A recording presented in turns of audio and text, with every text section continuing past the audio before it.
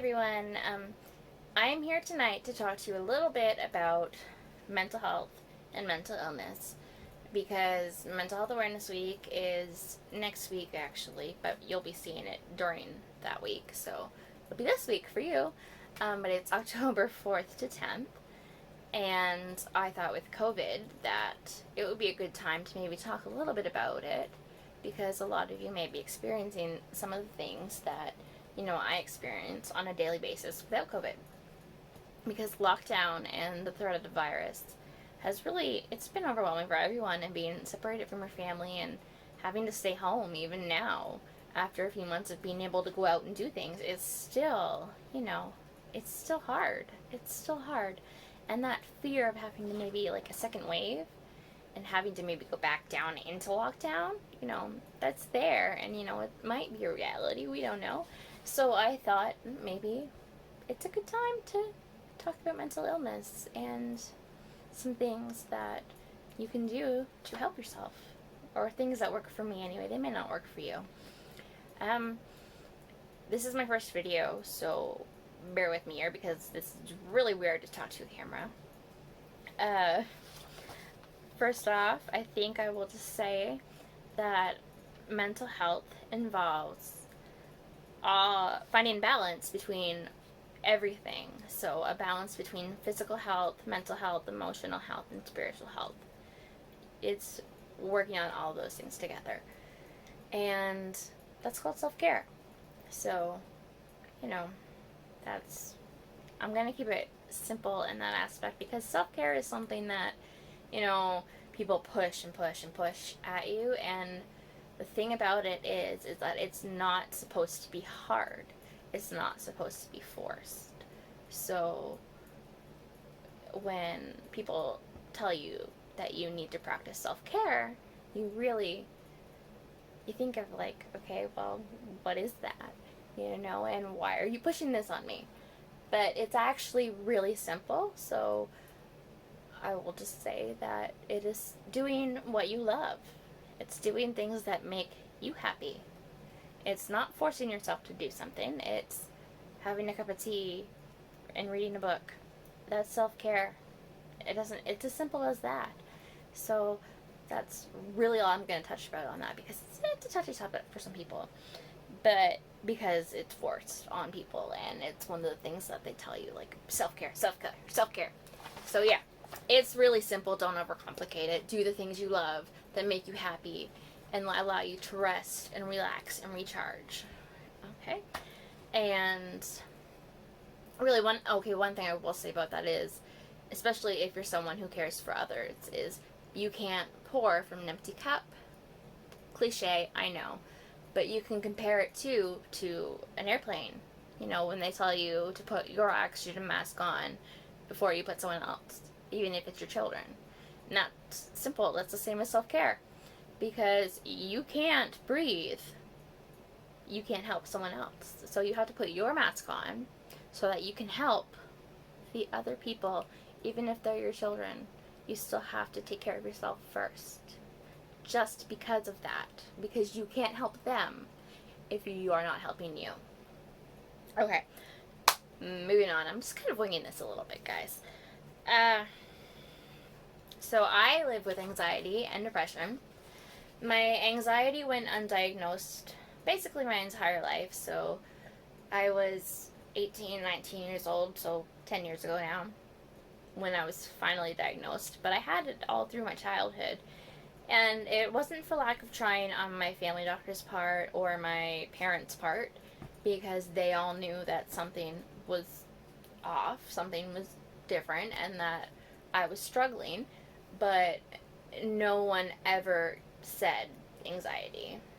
They said I was a difficult child because my anxiety was worse at night, and I didn't want to sleep alone. I didn't, not that I don't want to sleep because, well, I have insomnia, but that I couldn't sleep if I was awake and someone else was already asleep. So I needed a parent to sit up with me until I fell asleep, and then they could go to sleep. But if they were asleep before I was asleep, or they were asleep and I woke up, I could not go back to sleep or to sleep at all because my anxiety was so high, and it went undiagnosed, and I didn't know any way to cope with it, and I didn't know what it was, and I didn't know that was what I was feeling. So, and anxiety actually, it feels, if you ever like sat in a rocking chair or a recliner and you go back too far and you kind of go, that's anxiety.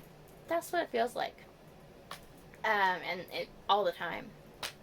And actually, some people, I have only ever experienced it a few times, but that it's been that bad. But some people actually, they compare it to having a heart attack.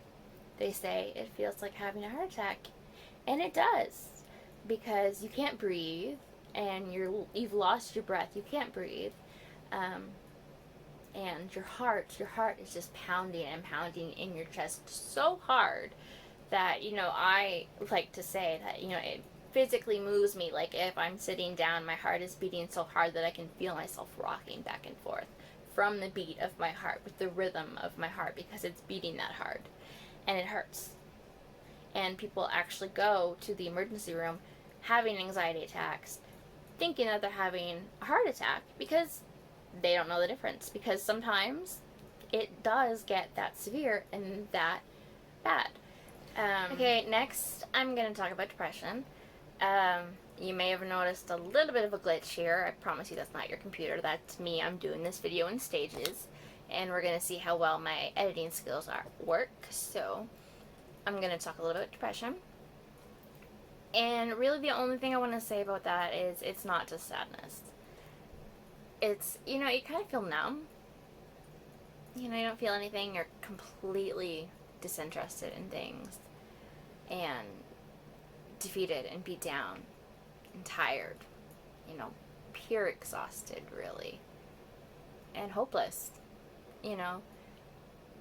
and sometimes with depression comes suicidal thoughts. And feeling suicidal, it's not about wanting to die. I never wanted to die. I wanted to just stop being. I just didn't want to exist anymore. I didn't want to do this anymore. Because when you're depressed, you feel so hopeless, and things are so dark that you don't really see that there's a light at the end of the tunnel. You don't see that. It's just darkness. And after a while, you may feel better, and you could feel better for weeks, months, even years sometimes. I mean, sometimes you get lucky. And then all of a sudden one day, it's like smacking into a wall. And that's depression coming right back at you. And it takes the wind out of your sails. It really, really just stops you in your tracks. And once you experience that over and over and over again, and more than once, you really, really start feeling like, I cannot do this. I don't want to do this anymore. And it's not about wanting to die. Honestly, it's really not. It's about not wanting to have to fight this anymore. And it's not wanting to know that you have this disease, this illness that will not go away, that will be with you always, that will always find its way back to you. It's not wanting to have that anymore. And really, that's the only way, that I saw as, that was my only out. That was the only way that it would go away, is if I just didn't exist anymore. I only was ever actively suicidal once, about 5 years ago, or 6 now, I guess. And that was about the same time that I came back to church. I found myself sitting on my bedroom floor one night, and I'd had a really rough week. It had not been good, and work was not going well for me. I actually had to leave work. It just wasn't a good period of time, and it wasn't the right fit for me, and things weren't going well enough that I could function there. And nobody's fault. um, I found myself on a Sunday night just sitting on my floor, overwhelmed, and I was done. I didn't want to do this anymore because I felt broken. You know, something inside me must be broken. Like, there has to be a reason why I feel like this and why I can't keep myself from feeling like this. And there is. It's a chemical imbalance. And, you know, so there I was, and I knew what I was going to do. You know, and I knew when I was going to do it. And I knew what I wanted to say to my family, you know. I knew what I wanted to say to them. And that scared me. That scared me a lot. So, you know, I was sitting there and I was just thinking, and I heard this voice in my head. And it just said, not now. Not now, not today. Maybe that was God. I don't know. But it said no. And I called a friend because I knew that voice in my head was right. Not today, not now, not this way. And she came and she got me and she took me to the emergency room, and I went from there. And I'm still here. Because it does get better. It doesn't seem like it's going to get better when you're in that place, but it does. And that's what I mean by saying how bad it is. Because 5-6 years ago when this happened, I could not have known that, you know, I'm starting my own business. My preschool is opening soon. Hopefully. Fingers crossed. And that I would be in this place where I'm happy and things are going well, you know. When you're in that time, you can't see that. So I'm really happy that my friend was there to take me and it was her idea. I did not want to go. There was kicking and screaming, but it helped, and it started the chain of me getting the support and assistance and the medication that I actually needed for helping myself. And really, you know, that breakdown was probably the best thing that ever happened to me, because I climbed my way out of the darkness from there. And one of the things that really helps me, and I know people are gonna sometimes not even think this is a good thing or agree with me, but one of those things that helped me was going back to church. And that was because of the people that I had with me at Sunday school, Carol and Diane, and Reverend Judy and Reverend Bonnie, and where I had left my job because I couldn't do it anymore, working for the Sunday school and doing stuff for the family service, and doing that gave me a purpose, and it gave me something to do, and it gave me someplace to be, so I wasn't sitting in my house all day every day. I had to go out, I had to do things, I had responsibilities, and, you know, it gave me a purpose. And it was, you know, being with those girls and that time was just so helpful. Honestly, I credit them for a lot, because even the first time that I really, really laughed after having been so low and having gone through everything, and the first time I really felt that laugh, that I wasn't faking my laugh, was with them, because they were there for me from the start, and they didn't treat me any differently, and they were just my friends, and they were just there when I needed them. So I credit them a lot, and coming back to the church for getting me where I am today, because it did help me. It did. And I don't know, I did take a year off, and I missed it that much, so I'm back. Did you miss me? But I don't think that people realize that a big part of getting better is the support that you have, and I had so much support, and I am forever grateful for that.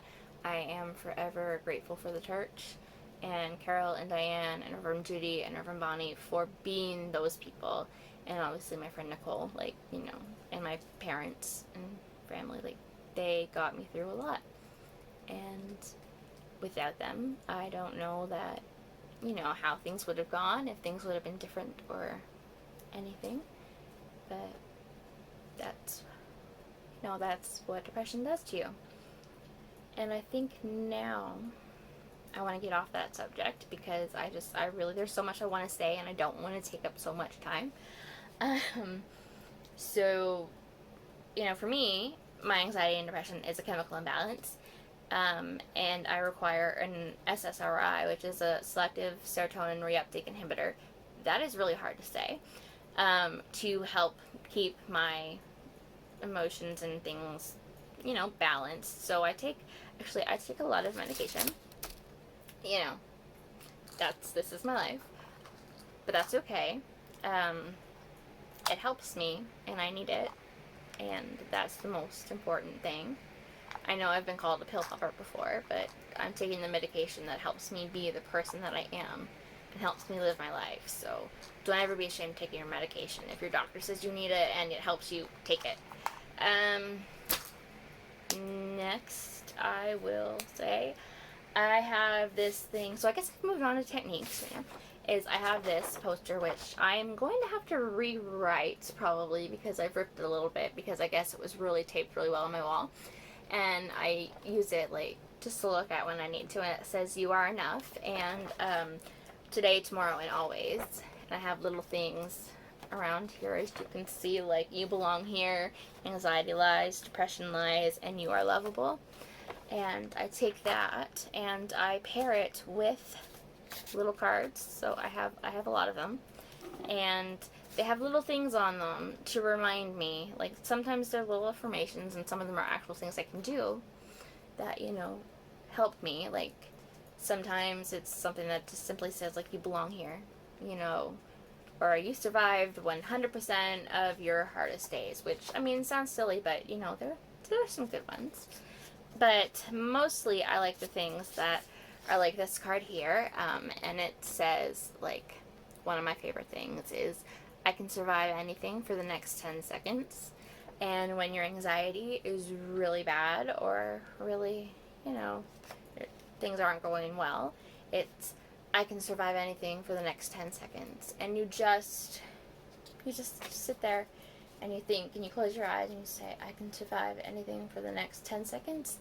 You count 1, 2, 3, 4, 5, 6, 7, 8, 9, 10. And you just do that over and over until you have come back down and grounded yourself a little bit more. If you survive 10 seconds for 6 times, that's a whole entire minute that you survived. That's great. And then there's another thing here that it's just about breathing, and I like this one. It's placing your hand on your belly and taking a deep breath in, holding it for a second or two, which I'm not doing because I'm talking, and then exhaling. And you feel the air go in and out of your body while your hand is on your belly, and I find that very calming. And sometimes I just pair it with the "I can survive anything for the next 10 seconds. So sometimes I am breathing and I'm feeling my belly expand and contract, and I'm counting to 10, and it helps. It can help. Another thing I do is I carry a little, it's not so little, it's quite big actually, and it's empty now because I have the contents sitting on my bed, but it's called a little mental health kit. And I keep in it things that I may need or find helpful when I'm not at home and my anxiety is really high. So this is empty. I need to get a new one because I've been using them a lot with wearing my mask right now. But mints, just to give you something to suck on. And kind of, your mouth gets really dry. My mouth gets really dry when I'm anxious. I do have some throwaway mints though. But yeah, I do need to replace that. Mints. I have hand cream. It smells good. It's a sensory thing. Tissues. I cry. I'm a crier. Hand sanitizer, which I carried before COVID. and will always carry because I'm a little bit of a germaphobe, but here nor there. Band-Aids, just because I don't even actually think that I put them in there specifically for mental health purposes. I think I just put them in there because I'm clumsy, but I'm sure they come in handy. Nail clippers, because I like to, one, pick my skin when I'm really, really anxious, so the nail clippers can become in handy when I've picked enough that, you know, I need to just clip off a little bit so I can't pick it anymore, so there's no, like, skin hanging, and just clip it. Or if you're actually like me at all too, nails, if my nails are broken or sharp or anything like that, they drive me. I can't stand it, and I need to clip it so that it's even and that it's smooth, and it's a thing for me. May not be for some of you, but if I break a nail, I really, really, really need to fix it. So nail clippers. Lip gloss, because again, my mouth gets really dry, my lip gets really dry. Tea. I mean, you need hot water for this, but I'm Tim Hortons. And sugar, because I like sugar in my tea.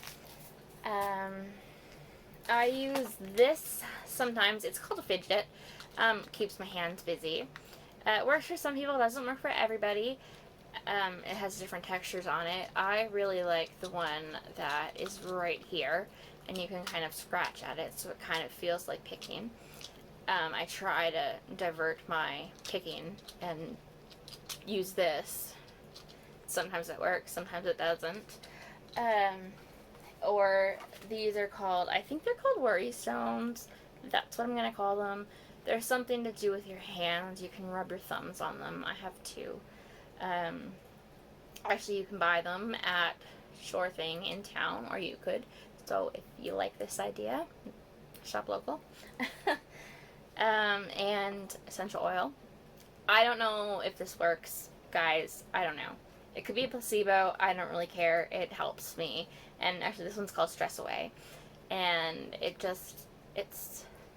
a nice, lovely, like, it's another sensory thing for me, because I don't like goo and stuff on my hands. Because some people carry putty or Play-Doh or, like, slime, and that's, like, a thing that they will do when they're anxious. They'll carry that in their kits. I don't like that at all. For me, it's the essential oil. It's the smell. It's the feeling. I went through that really fast, so that's it on that, actually. Basically, whatever, things that make you feel good, things that calm you down, that's what you put in your mental health kit. I think I've covered everything. I didn't want to be too long or too down, because I wanted to focus on things that are more helpful during this period of time with COVID and all. So I'm going to end my talk with, some of you have probably heard of this because you've seen me when I've talked at church. Oh, these cards. They were hiding under my notes. There goes my computer again. These are actually cards that Reverend Cherry gave me, and I carry them with me. And this one says, "You are not here by chance. God has a plan and purpose for your life. Let him lead you as your shepherd. He will watch over you and care for you. Other shepherds will only lead you down wrong paths and into troubled waters. Hear his voice and follow him. His way for you is the highest and best." And then this one here, and this one actually has one of my favorite things. And it's, "The people who walked in darkness have seen a great light. They lived in a land of shadows, but now light is shining on them." And that is Isaiah 9:2.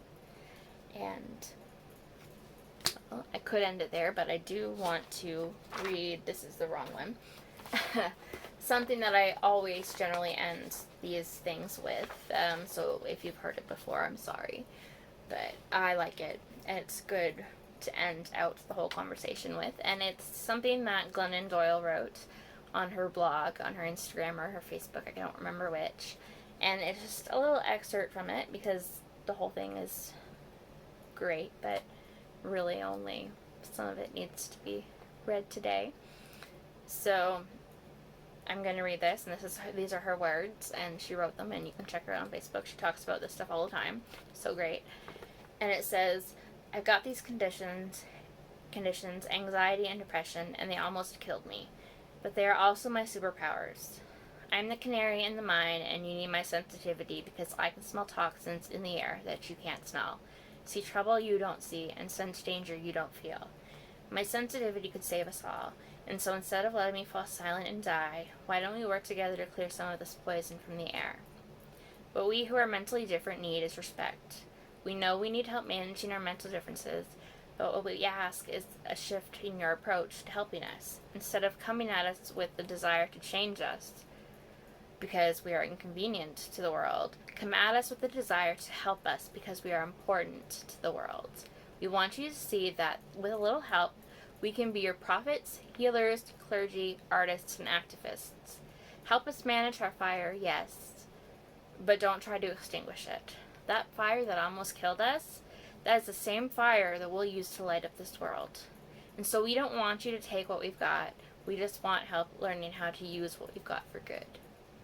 Let's work together as equals because we need your science and you need our poetry. Maybe we are here not just to be saved by you, but to save you back. Just love to all the light givers and love to all who have been burned by us. Thanks, guys. Bye.